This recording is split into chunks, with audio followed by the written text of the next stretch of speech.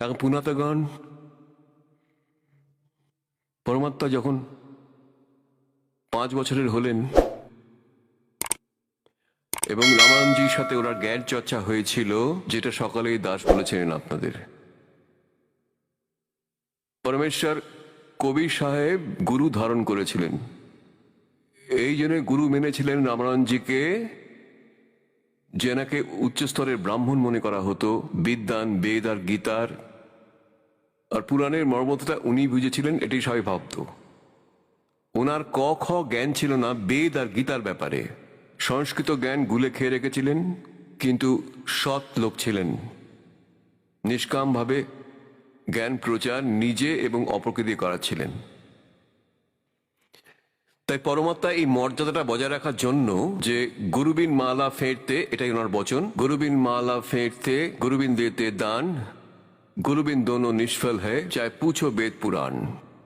আর যদি সেই সময় পরমাত্মা রামানন্দজিকে গুরু বলে না মেনে নিতেন, আর এখন যেমন রাধা স্বামী পন্থের প্রবর্তক, যেখান থেকে এই পন্থ শুরু হয়েছে রাধার স্বামী, তারপর সেখান থেকে সচ্চা সওদা শীর্ষা এসব বেরোলো, তাদের যে মুখিয়া ছিল তার কোনো গুরু ছিল না। তো আজ সাধারণ লোক এটাই বলে দেয় যে কবির সাহেব কেন গুরু মেনেছিলেন, তার গুরুর কি দরকার ছিল। আর শিবদলের ব্যাপারে আপনারা দেখতেই পেয়েছেন, ওনার ভূত হয়েছে, প্রেত হয়েছে, তো কোথায় মুক্তি হলো ওনার? যদি এটা হেড অফ দ্য ডিপার্টমেন্ট মানে পন্থের প্রবর্তকই ভূত হয়ে যায়, তাহলে অন্যদিকে কি হবে ওই সাধনা থেকে? এটা বারবার বলার প্রয়োজন নেই, বুদ্ধিমানদের ইশারাই যথেষ্ট। এখন পরমাত্মা এই জন্যে গুরু ধারণ করলেন যে আগামী সময়তে যে কালের দূতেরা যেন এই চালটা না চালতে পারে যে কবির সাহেব কোথাও কোনো গুরু বানিয়েছিলেন। আর দ্বিতীয়টা হলো এটা যে রামানন্দজি এক ব্রাহ্মণ জাতির ছিলেন, এতটাই অহংকার হয়ে গেছিল নিজের জ্ঞানের সম্বন্ধে যে উনি কারো কথা শুনতে রাজি ছিলেন না। আর মালিক জানতেন যে যে জীবের নাশ হবে, যে আগের জন্মে আমাকে অনেক সেবা করেছে, সত্যযুগে এই বিদ্যাধর ব্রাহ্মণ ছিল, আর ত্রেতা যুগে ইনি বেদ বীজ ব্রাহ্মণ ছিলেন, ইনি আমাকে অনেক সেবা করেছেন, একে মুক্তি দেওয়া অনিবার্য। যেই কারণে পরমাত্মা একটা লীলা করেছিলেন। যখন ওনার 5 বছর বয়স হলো, তখন এক 2.5 বছর বয়স বালকের রূপ ধারণ করলো।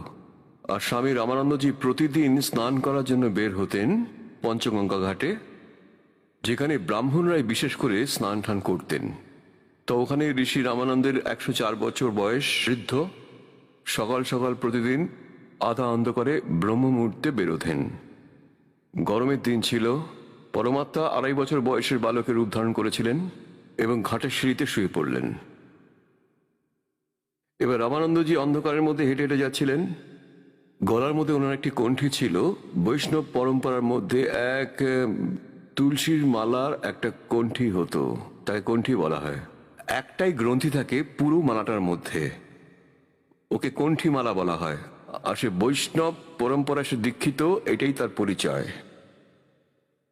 তো রামানন্দ অন্ধকারের মধ্যে সিঁড়ি দিয়ে নামছিলেন, হঠাৎ পরমাত্মার মাথায় তার খড়মটা লাগে।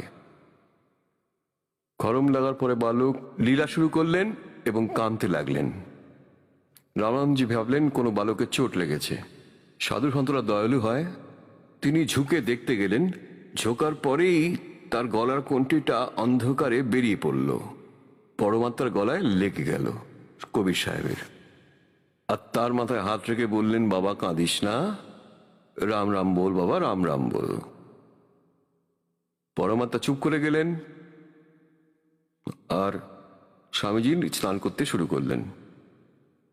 আর বললেন, বাবা তুই একটু বসে থাক, কান্নাকার ছেলে, রাস্তা ভুলে চলে এসেছে, সকাল হতেই তোকে আমি ঘরে পৌঁছে দেবো, এখানে বসে থাক। উনি স্নান করছিলেন, পরমাত্মা অন্তর্ধান হলেন এবং নিজের বাড়িতে চলে এলেন। স্বামী দেখলেন বাচ্চাটা কোথায়, নিশ্চয়ই বোধহয় চলে গেছে কোথাও, আমি কোথায় খুঁজবো এখন ওকে, বিষয়টা ভুলে গেলেন উনি। কয়েকদিন পর স্বামী রামানন্দজির একজন শিষ্য বিবেকানন্দ, উনি সৎসঙ্গ করছিলেন, শ্রী বিষ্ণুর কথা শোনাচ্ছিলেন, অনেক লোক বসেছিল। পরমাত্মা ওখানে গিয়ে বসে বললেন, সেই দিন পরমাত্মা যেরকম বৈষ্ণব পরম্পরা মানুষও যেরকম হয় আর কি করেন আর কি, এরকম এরকম নাক থেকে এবার কপাল পর্যন্ত তিলক লাগায় পুরোটা একদম, আর গলায় কণ্ঠীর মালা পরেন তারা। তো ওখানে গিয়ে বসে বললেন, উনি শোনাচ্ছিলেন প্রবচন যে ব্রহ্মার আয়ু আছে, বিষ্ণু আর শঙ্কর অমর, এসব কথা। তখন পরমাত্মা হঠাৎ দাঁড়িয়ে প্রশ্ন করলেন যে স্বামীজি, আমার একটা শঙ্কা হচ্ছে, সমাধান করে দিন। বিবেকানন্দজি বললেন, বাচ্চা বলো তোমার কি শঙ্কা? আপনি বলছেন ব্রহ্মা বিষ্ণু মহেশ্বর অজর অমর, এদের কি মাতা পিতা আছে? কে ব্রহ্মার পিতা, কে বিষ্ণুজির মা, শঙ্করের দাদু কে হয়? গুরুদেব আপনি বলে দিন। তো এখানে সবাই ফেল করে যায়, বলে যে ওরা অজর অমর, ওরা অবিনাশী, মাতা পিতা নেই, তারা এমনি লীলা করে।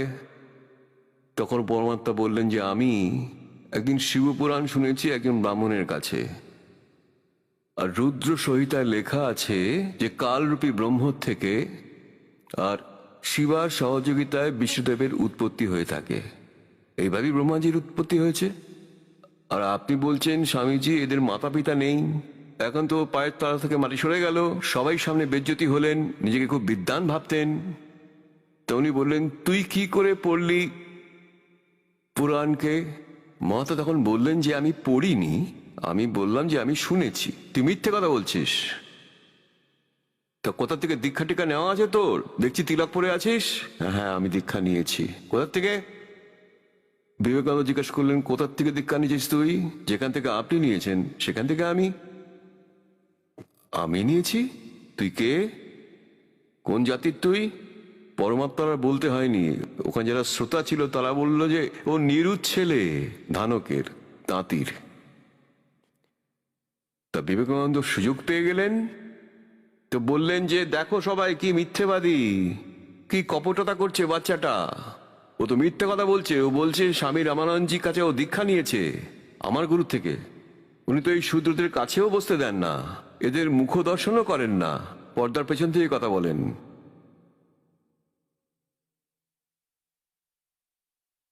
মানে ওই বিষয়টা চেঞ্জ করে দিলেন যেটা ভগবান তাকে প্রশ্ন করেছিলেন,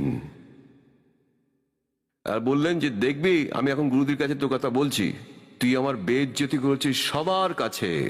বলছে যে একটা তাঁতির ছেলেকে, আর আমার গুরুদেব তাকে দীক্ষা দিয়েছে, তুই বেইজ্জতি করেছিস, ইনসাল্ট করেছিস। তখন উনি উঠে চলে গেলেন। পরমাত্মা ফিরে এলেন তার কুটিরে, মাতা পিতার ঘরে, পাতানো মা বাবার কাছে। ওদিকে বিবেকানন্দ স্বামী রামানন্দজির কাছে গিয়ে বললেন, সাথে 20, 30, 50 শ্রোতা এবং চেলা নিয়ে গেলেন।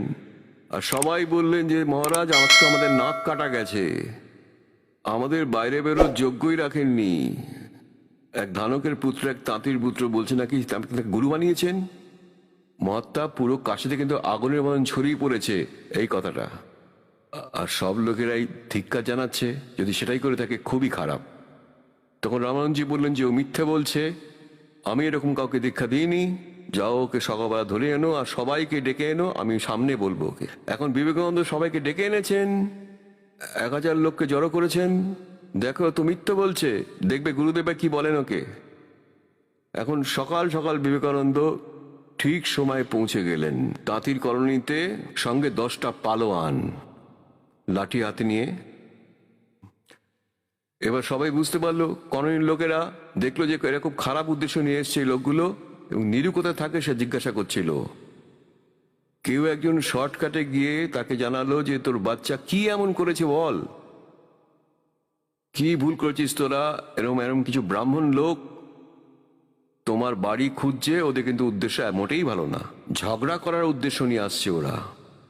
নিমার সঙ্গে সঙ্গে বুঝে গেলেন নিশ্চয় কবির কিছু না কিছু একটা গড়বড় করেছে, আর করতোই এরকম। পরমাত্মা যাকে তাকে রাগি দিত, সেই উদ্দেশ্য নিয়ে এসছেন উনি। আর রোজ তারা নালিশ করতো এসে, আর নিমা দুঃখ পেত। আর সেই দিনও উনি কবির জেগে ওঠালেন আর বললেন, বাবা তুই কাকে কি বলে এসছিস? পরমাত্মা বলেন, মা আমি আর কি বলবো, আমি সত্যি কথাটাই বলি, এরা সবাই আমাকে মারতে আসে। তো মা বললেন, তুই এই কথাটা কেন বলিস বাবা? তুই জানিস না এরা কসাই, তোকে মেরে দেবে, আর আমিও মরে যাব বাবা, তখন আমি কি করে বাঁচবো? পরমাত্মা তখন বললেন, মা, এরা সবাই আমার সন্তান, ওরা আমার কথা শোনেই না। তখন মা ধমকে বললে, তুই দাদু হয়ে গেছিস? তুই একটা বাচ্চা ছেলে, আমার ছেলে, চুপ করে থাক, একদম দুষ্টুমি করবি না একদম। আর সেদিন যখন গিয়ে মা খুঁজতে গেল, সঙ্গে সঙ্গে ঝুপড়িতে গেল যেখানে পরমাত্মা বালক রূপে শুয়েছিলেন। ওকে উঠিয়ে দাঁড় করিয়ে ঝুপড়ির পেছনে শুয়ে দিলেন। তারপর কাপড় বিছিয়ে দিলেন, ছেঁড়া ময়লা কাপড়, সব ঘাস বিছিয়ে দিলেন। বললেন, একটা কথা বলবি না, কিছু অপদার্থ লোক আসছে তোকে মারার জন্য।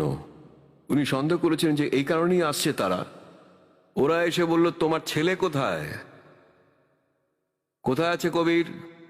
ওকে স্বামীজি ডেকেছেন, আমরা ধরে নিয়ে যাব। উনি বললেন, কি হয়েছে? আমার ছেলে এমন কি ভুল করেছে? কোনো কারণ তো বলো। ওরা বলল, ওখানে গিয়ে বুঝতে পারবে কারণটা কি। ভেতরে ঢুকে গেল, মাকে অবজ্ঞা করে ওরা ভেতরে ঢুকে গেল। খুঁচিয়ে খুঁচিয়ে সব দেখতে লাগলো, লাঠি দিয়ে দিয়ে খাটটাকে তুলে ফেলে দিলেন, কাপড় টাপড় ছুঁড়ে ছুঁড়ে ফেললো। কোথায় আছে ওরা জোরে জোরে চায়াচ্ছিল। পরমাত্মাকে পেছনে লুকিয়ে রেখেছিল। উনি ভাবলেন যে বুড়িকে অনেক দুঃখ দেবে, মা বাবাকে। উনি কাপড়ের ভেতর থেকে বাইরে বেরোলেন আর দাঁড়িয়ে বললেন, এই যে বিবেকানন্দ, ঝুপড়ির পেছনে বসে আছি, চলে এসো। ওরা দৌড়ে গেল, দেখলো, ধরে ফেললো। এবার মা ভাবছে যে আমি বাঁচাতেই হবে, কি করে বাঁচাবো ওই ছেলেকে। বাচ্চার হাত ধরলেন, বুকে জড়িয়ে ধরলেন, ওকে লাঠি দিয়ে মেরে মেরে অজ্ঞান করে ফেললেন। নীরু যখন জানতে পারলো, সেও দৌড়ে এলো, সামনে গিয়ে সেও আটকাবার চেষ্টা করলো। তাকেও মারধর করে অজ্ঞান করে ওরা নিয়ে গেল টেনে হিচড়ে। রামানন্দজি পর্দা লাগিয়ে রেখেছিলেন ঝোপড়ির আগে। সামনে কবি সাহেবকে দাঁড় করে দিল 5 বছরের বালক। বিবেকানন্দ বললেন, দেখুন স্বামীজি, ও নীরুর ছেলে কবির এসছে। ভেতর থেকেই, ঝুপড়ির ভেতরেই পর্দা টানানো আছে, পরমাত্মা বাইরে দাঁড়িয়ে আছেন, আর ওখান থেকেই প্রশ্ন উত্তর চলল। আর গরিবদাসজি কত সুন্দরভাবে এটাকে বর্ণিত করেছেন, সেটাই দেখা যাক। अड्डा पर्दा लाए के रे रामानंद वो जानते, दास गरीब कुलंग छबियो अद्र डाकू दंते। পর্দা টাঙিয়ে তার ভেতর থেকে প্রশ্ন করছেন, আর রাগ হচ্ছে ওনার, আর বলছেন, कौन जात कुल पंथ है, कौन तुम्हारा नामे, दास गरीब अधीन गति फिर बोलत है बल जाऊं मैं। রামানন্দজি রাগ করে জিজ্ঞাসা করছেন, তোর কোন জাত, বাবা মার নাম কি, তোর নাম কি? তো পরমাত্মা বাইরে থেকে বালক রূপে কি বলছেন, জাত हमारी जगत गुरु और परमेश्वर है पंथे, दास गरीब लिखत परो मेरा नाम निरंजन कंठे। পরমাত্মা বললেন, আমার জাতের কথা জিজ্ঞাসা করছো স্বামীজি?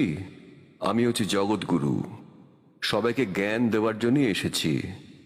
আর আমি কোন পন্থের সাথে যুক্ত? পরমেশ্বর নামে পন্থ আছে আমার। এক ঈশ, এক ঈশ্বর, এক পরমেশ্বর। গীতার অধ্যায় নম্বর 15, শ্লোক নম্বর 16 আর 17-তে 3টে পুরুষের কথা বলা হয়েছে। 3টে ঈশ আছে, 3টে পুরুষ আছে। খরপুরুষ, তাকে ঈশ ভাববেন, 21টা ব্রহ্মাণ্ডের স্বামী এই ব্রহ্ম। আর অক্ষর পুরুষ, সে 7 শঙ্খ ব্রহ্মাণ্ডের মালিক, তাকে ঈশ্বর ভাববেন, ওই ঈশের থেকে শ্রেষ্ঠ।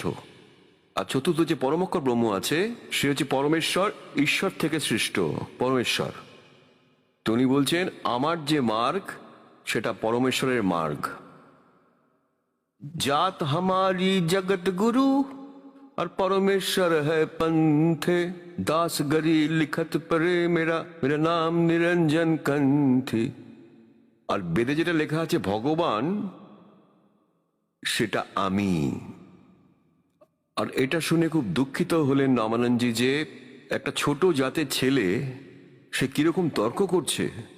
রে বালক সুন দুর্বুদ্ধি खटमट तन आकारे, दास गरीब दर्द लगा जब ओ बोले सृजनहारे।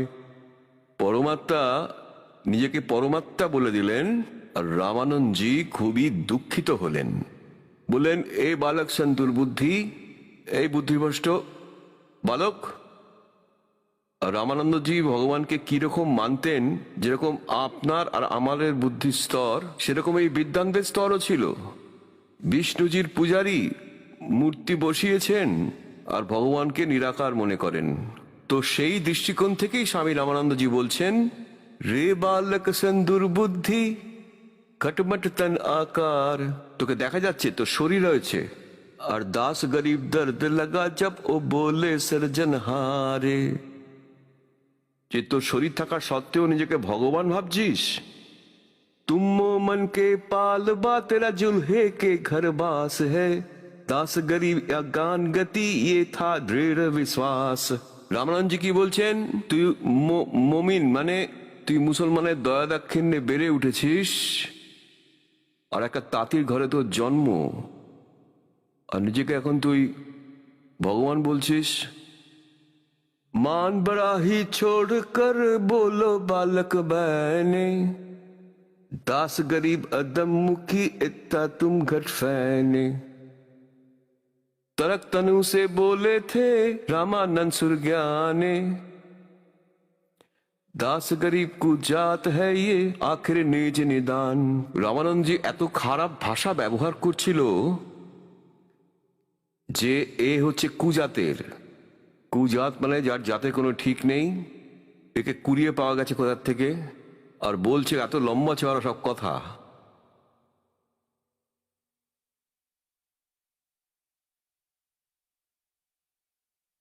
मैं के बदन खुलासे कर सुनसामी पर बीने, दास गरीब मनी मरे मैं आदत अधीने।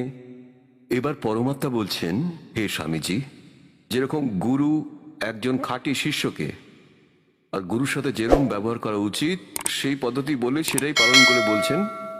গুরুদেব তো গালি দিচ্ছেন, আর পরমাত্মা বিনম্র ভাবে আর করো জোরে বলছেন,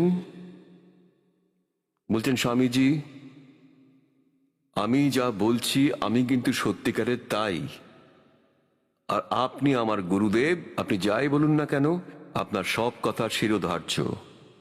मैं अवगत गत से प्यारे और चार बेद से दूरे, दस गरीब दसों दिशा सकल सिंध भरपूरे। सकल सिंध भरपूरे हूँ खालिक मेरा नामे, दास गरीब अजात हूँ तय जो कहाँ बलि जाऊं में। आय है যে আমার কোনো জাত নেই আমার, আর আমি জাত ঠাত মানিও না, তাও আপনি আমাকে কুজাত বলছেন, ধানক তাঁতি বলছেন, তো সেটাই আমি মেনে নিচ্ছি। সকল সিন্ধ ভরপুরে হুঁ খালিক মেরা নামে। খালিক, খালিক মানে সৃষ্টি, খালিক মানে এর স্বামী, তার রচনাকার, আমি সে। আর দাস গরিব अजात हूँ तय जो कहाँ बलि जाऊं मैं, जात पात मेरे नहीं मेरी बस्ती है बिंथा में, दास गरीब अनिनगति तन मेरा बिंचा में। আমার এই শরীরটা ঠিক আপনার মতো নয়। এটা ছাড়াও যেমন যজুর্বেদের অধ্যায় নম্বর 40-এ মন্ত্র নম্বর 8-এ বলা আছে যে सपरियागात शुक्रम अकायम ऐसा न बिरम, कबीर मनीषी वैबधाता शाश्वती भय समाव है। এর অর্থ হলো যে কবির পরমাত্মা সম্পূর্ণ, ওনার শরীর শুক্রাণুর দ্বারা হয়নি, বাবা মার মিলনের দ্বারা হয়নি। শুক্রম আকায়ম, আর ওর যে শরীর সেটা শুক্রাণুর ব্যতীত। আর এসনা বিরম, ওনার নারী তন্ত্র নেই, উনি কবির পরমাত্মা। এখানে মালিক নিজেও বলছেন যে আমার শরীর আপনার মতন নয়। ऐसा में सृष्टा में और सृष्टि हमारे तीरे, दास गरीब अधर बसो मैं अवगत सत कबीरे। আমি ওপরে থাকি সৎ লোকে, আর সর্বসৃষ্টি রচনাকারী আমি। ऐसा আমি সৃষ্টা মে, সৃষ্টা মানে সৃষ্টি রচনাকারী সৃজনহার, আর সৃষ্টি হামারি তীরে, এই সব অসংখ্য ব্রহ্মাণ্ড আমার শক্তির আধারে আটকে আছে। আর দাস গরিব আধার বসু, আধার মানে ওপরে থাকি আমি। अवगत सत्य कबीरे, सुन रामानंद राम है हम, और मैं बामन नरसिंह, दास गरीब सर्व कला में, मैं बापक सर्वंगे। तो এই যে শোন রামানন্দ, রাম আমি মানে পূর্ণ পরমাত্মা আমি, নরসিংহ আর এই বামন রূপ আমি তৈরি করেছি, শ্রী বিষ্ণুকে তো निमित्त করেছি। मैं रोवत हूँ सृष्टि को ये, सृष्टि रोए मोहे, दास गरीब इस बीओ को समझ न सकता कोई, गोता मारू स्वर्ग में और जा बैठू पताल में, गरीब दास ढूंढता फिरूं अपने हीरे मोती लाले। এখন এই কথা শুনে রামানন্দজি কে পরমাত্মা যখন বলল তাকে যে আমি পরমাত্মা, আপনি বিশ্বাস করুন আর না করুন, এত কনফিডেন্সের সাথে যখন উনি বললেন, তখন রামানন্দজির যে ভক্তরা ছিলেন তারা ভাবতে বাধ্য হলো। তারা শুনেছিল যে ভগবান যে কোনো রূপেই আসতে পারেন। ওরা ভাবছিল যে এর সাথে আমি পরে কথা বলবো, যে এত কনফিডেন্স নিয়ে বলছেন যে আই অ্যাম গড, এ তো সাধারণ মানুষ হতেই পারে না। তখন উনি ভাবলেন যে আমি প্রতিদিন মানে দৈনিক যে ক্রিয়া করি সেটা আগে শেষ করে নিই। রামানন্দজি কি করতেন, মূর্তি পুজো করতেন, কিন্তু কাল্পনিকভাবে করতেন। যেমন কল্পনা করা যায় যে ভগবান বিষ্ণুজির মূর্তি সামনে আছে, রোজকার অভ্যাস ছিল, মানসিক পুজো ছিল ওনার।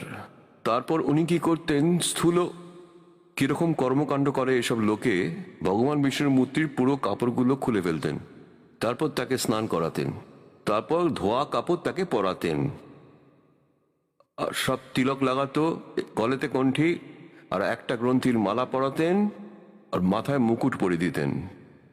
আর মুকুট পরাবার পর সেই দিন আর মুকুট খোলা যাবে না।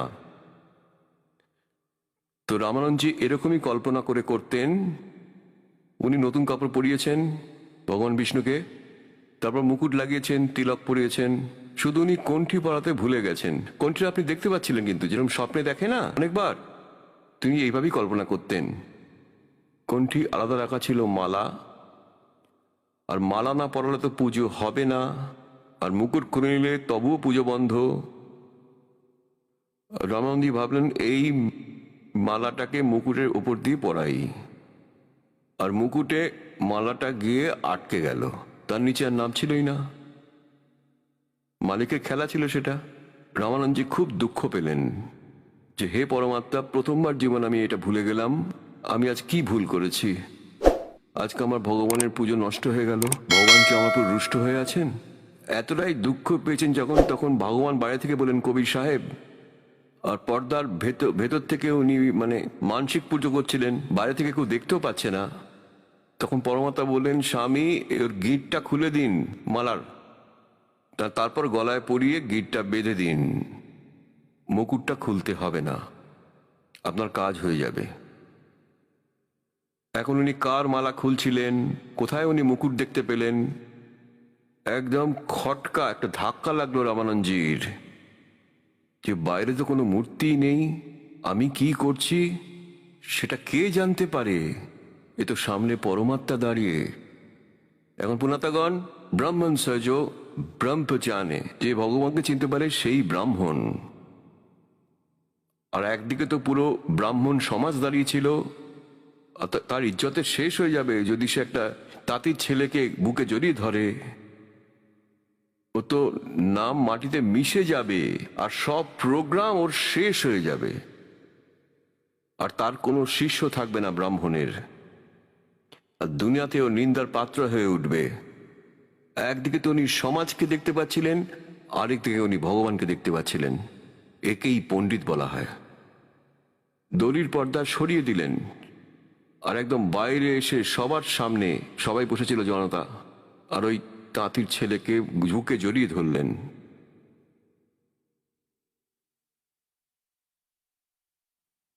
আর যখন জড়িয়ে ধরলেন তখন ওর শরীর এমন মনে হলো যেন তুলোর মতন।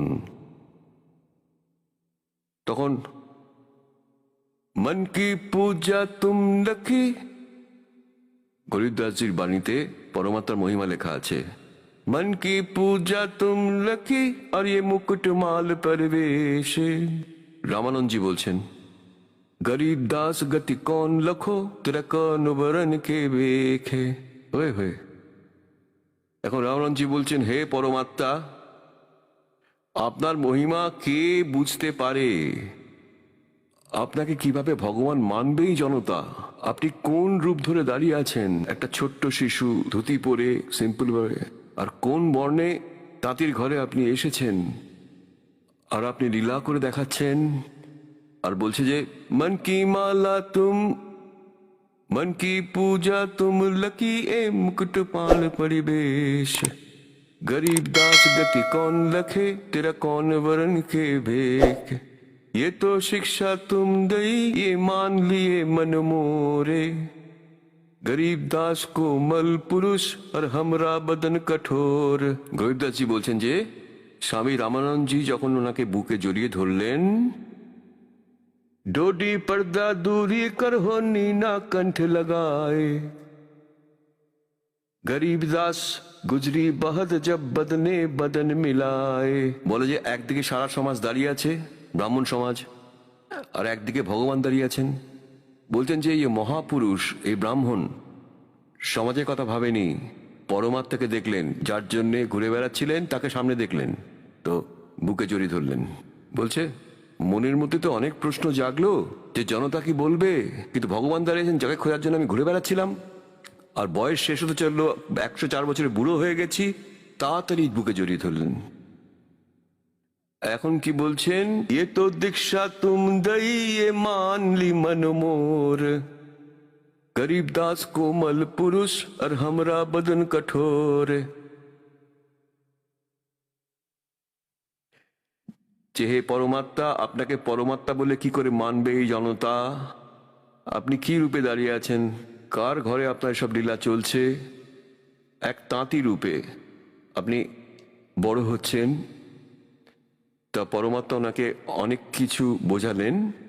যখন রামানন্দজি পরমাত্মাকে বুকে জড়িয়ে ধরলেন, তখন বাকিরা সব চলে গেল উঠে, পণ্ডিতরা সব পাঠিয়ে গেল, আর বুড়ো বয়সে মাথা খারাপ হয়ে গেছে, রামানন্দজির মাথা একদম গেছে।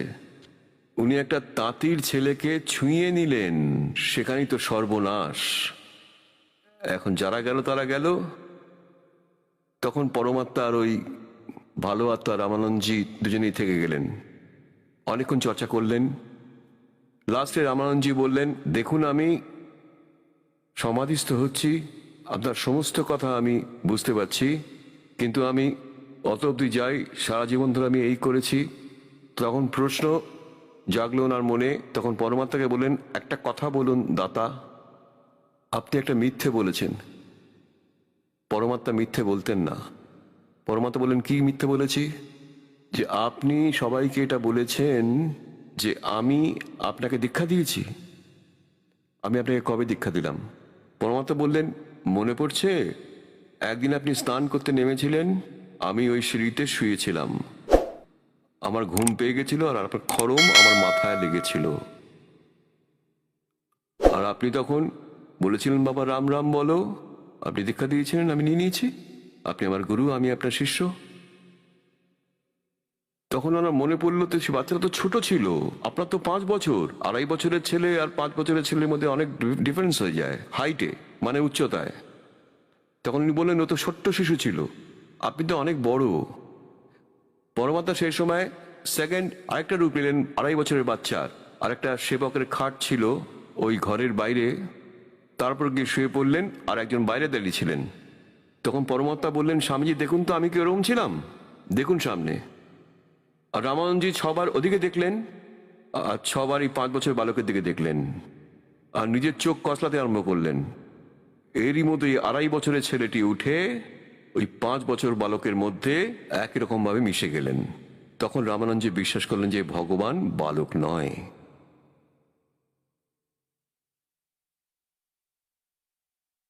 তখন রামানন্দজি বললেন, বাবা তুমি আরেকটা কথা বলো, কারণ এই মনটাই অনেকটাই শঙ্কা তৈরি করে যখন সত্যটা সামনে আসে, হাজারটা প্রশ্ন উঠে আসে। উনি তখন বললেন যে আমি যখন দীক্ষা দিই কিছু অন্য মন্ত্র দিই, রাম রাম মন্ত্র আমি কাউকে দিইনি। পরমাত্মা বললেন আপনি ওম মন্ত্র দিতেন, আর সেটাকে লুকিয়ে রাখার জন্য বলতেন। যেমন আমরা সৎ সাহেব বলি, যেটা আমার মন্ত্র নয়, তো আগে রাম রাম বলতো, যেটা মন্ত্র নয়। মন্ত্র ওই ওম শব্দটাই দিতেন। ওং নমঃ শিবায় এটা আলাদা দিত, ওং নমঃ ভগবতে বাসুদেবা এটা আলাদা নাম, আর সিম্পল ওম নাম দিত, যেটাকে গুপ্ত রাখতে বলতেন। রামানুজি তখন ভাবলেন এ তো বালক না, ইনি তো সত্যি সত্যি খোদা এসছেন, ভগবান এসছেন। তখন উনি বললেন যে একটা কথার উত্তর দে বাবা, আমি যাকে দীক্ষা দিই তাকে আমি একটাই কণ্ঠি দিই, যাতে একটাই তুলসীর গ্রন্থি থাকে। সেটা কি আছে তোর কাছে? সেটা দিইনি আমি তোকে। বললো এই নিন। ভেতর থেকে হাত দিয়ে বের করে বললো এইটাই তো আপনি দিয়েছেন আমাকে সিঁড়ির ওপরে।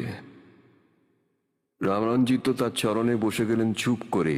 এ তো বালক নয় বাবা।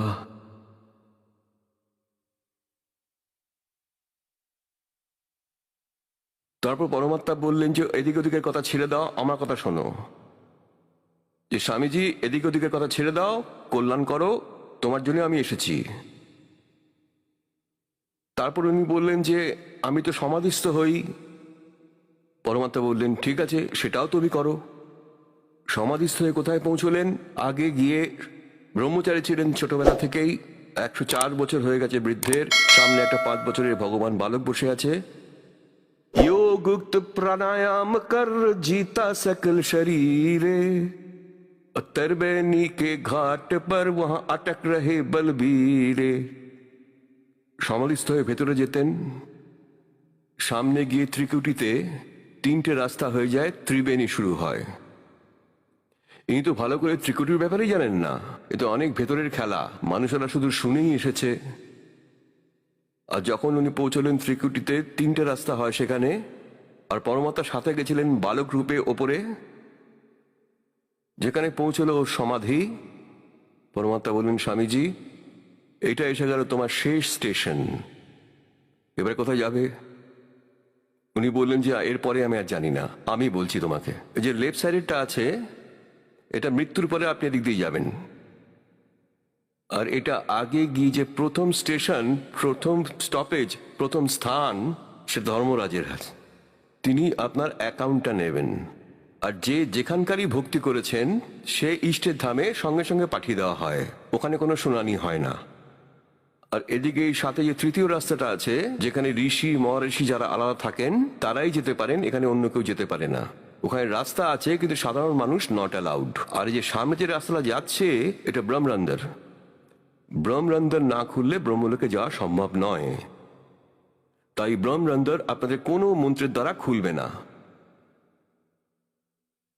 উনি বললেন যে আপনি স্মরণ করে দেখুন। তখন উনি অনেক স্মরণ করলেন কিন্তু খুলল না। তখন পরমাত্মা বললেন আমার কাছে সৎনাম আছে, ওই 2 অক্ষরের মন্ত্রতে এই ব্রহ্মরন্ধরটা খুলে যায়, সামনেরটা। আমি স্মরণ করে দেখাচ্ছি। উনি স্মরণ করলেন, সঙ্গে সঙ্গে খুলে গেল। আর স্বামীজিকে ভেতরে নিয়ে গেলেন।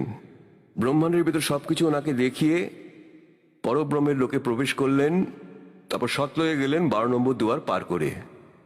ওখানে গিয়ে স্বামীজি কি দেখলেন? এই যে অন্য রূপে পরমাত্মা সিংহাসনে বসে আছেন,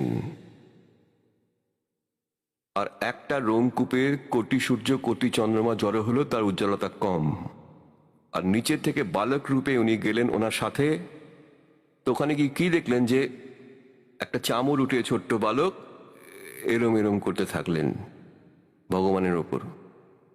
রামানুজি ভাবলেন এই হচ্ছে পরমাত্মা, যিনি গদিতে বসে আছেন, সিংহাসনে বসে আছেন। আর কবির সাহেব হচ্ছেন এখানকার নিকটতম সেবক। এরই মধ্যে সিংহাসন থেকে ভগবান উঠে দাঁড়ালেন, আর 5 বছরের বালক গিয়ে বসলো সেই সিংহাসনে। আর ওই তেজস্ব শরীরটা পরমাত্মা ওই 5 বছর বালকের মধ্যে প্রবেশ করলেন। একা ওই বালকরূপী পরমাত্মা কবির দেব অসংখ্য ব্রহ্মাণ্ডের সিংহাসনে বিরাজমান ছিলেন।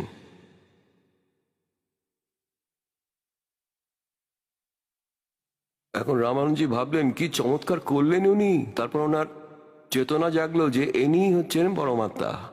তখন পরমাত্মা বললেন যে যান স্বামীজি, নিচে যান, এটাই হচ্ছে আমার লোক।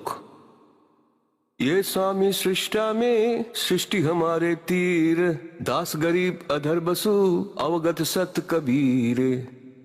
তখন রামানজি বললেন, হে ভগবান, আমার তো বুদ্ধিতে পাথর চাপা ছিল। এই হচ্ছে সেই লোক যে আমাকে স্বর্গ দেখালেন, আর ওটা তো নরক, সৎলোকের তুলনায় নরক। আর ওখানে নিজেদের পুণ্য শেষ হলে আবার ফিরে যেতে হয়, আর এখানে সদা সুখী থাকবে। দেখো এই সব তোমার আগের সব ভাই বোনরা এখানে আছে। তখন রামানন্দজিকে বললেন যে ফিরে যাও। যখন ওনার সমাধি ভাঙলো তখন এইভাবে বসলেন, সমাধি খুলল, তখন দেখলেন সামনে 5 বছরের পরমাত্মা বসে আছে বালক রূপে। তখন বলেছিলেন, बोलत रामानंद जी सुनो कबीर करतारे, गरीबदास सब रूप के तुम ही सर्जनहारे। दहु ठोर है एक तू भाया एक से दो, गरीबदास हम कारने तुम आए हो मकजो। तुम साहेब तुम संत हो, तुम सदगुरु तम हंसे, गरीबदास तेरे रूप बिना अरना दूजा अंशे। যে হে পরমাত্মা, আপনি সর্বশক্তিমান, আর 2 জায়গায় আপনি আছেন, 1 থেকে 2 হয়ে আপনি এসেছেন। তখন পা জড়িয়ে ধরলেন 104 বছরের এক বৃদ্ধ আর 5 বছর বয়সের ভগবানের, আর বললেন যে তুম স্বামী मैं बाल बुद्धि। ওয়ে 104 বছরের ব্রাহ্মণ 5 বছরের এক তাঁতির বাচ্চাকে বলছে, তুমি স্বামী, তুমি আমার মালিক, আর আমি বাল বুদ্ধি। আমার জ্ঞান তো একটা শিশুর মতন ছিল স্বামীজি। হে পরমাত্মা, তুম স্বামী मैं बाल बुद्धि, ये भरम करम क्यों नाशे, दास करे निज ब्रह्म तुम मेरा हो गया दृढ़ विश्वास। তখন পরমাত্মা বলছিলেন যে দেখো, এখন আপনি আমার গুরু হয়েই থাকবেন। তখন কাঁদতে থাকলো ওই বৃদ্ধ 104 বছরের, যে আমি কি করে গুরু হব আপনার, আমার আত্মা তো মানছে না সেটা। পরমাত্মা বললেন, এটা আমার আদেশ বলে তুমি মেনে নাও। যদি এই মর্যাদা না থাকে তাহলে আমার সমস্ত কাজ নষ্ট হয়ে যাবে। স্বামীজি কথাটা শুনুন, আমি যেরকম বলছি সেরকম ভক্তি করুন, কিন্তু এই মর্যাদা আপনাকে বজায় রাখতেই হবে। তখন রামানন্দজি কাঁদতে কাঁদতে এটা মেনে নিলেন যে যেরকম আপনার আদেশ। কিন্তু বলে যে रामानंद से लक्ष गुरु, ये लक गुरु तारे से इसके भाई, और चेलों की गिनती नहीं जो पद में रहे समाये। তখন পরমাত্মা ওই আত্মার কল্যাণ করলেন গুরু বানিয়ে। দীক্ষা সেটাই রাখলেন যেটা পরমাত্মা ওনাকে দিয়েছিলেন। এই প্রকারই পরমাত্মার মার্গ সফল হয়। गुरुबिन माला फेरते, गुरुबिन देते दाने, गुरुबिन दोनों निष्फल है चाहे पूछो वेद पुराने। তো পুণ্যাতগণ, আজ পর্যন্ত যেসব কথা ছড়িয়েছিল সেগুলো ভ্রম ছিল। কবির সাহেবের জন্মের ব্যাপারে সেটা 100% ভুল ছিল, রং ছিল। যে কোনো কুমারীর থেকে জন্ম হয়েছে, সে লজ্জার জন্য তাকে ফেরে গেছিল, এসব একদম বাজে কথা। নিজের চোখে দেখে গরিবদাসজি বলেছিলেন, নানক সাহেবও বলেছিলেন, अनंत कोट ब्रह्मांड का एक रति नहीं भारे, सदगुरु पुरुष कबीरे हैं ये सुल के सिरजनहारे। हम सुल्तानी नानक तारे दादू को उपदेश दिया, जब जुलाहा भेद न पाया काशी माहे कबीर हुआ। तो who is God? Kabir is God. बोलो सदगुरुदेव की।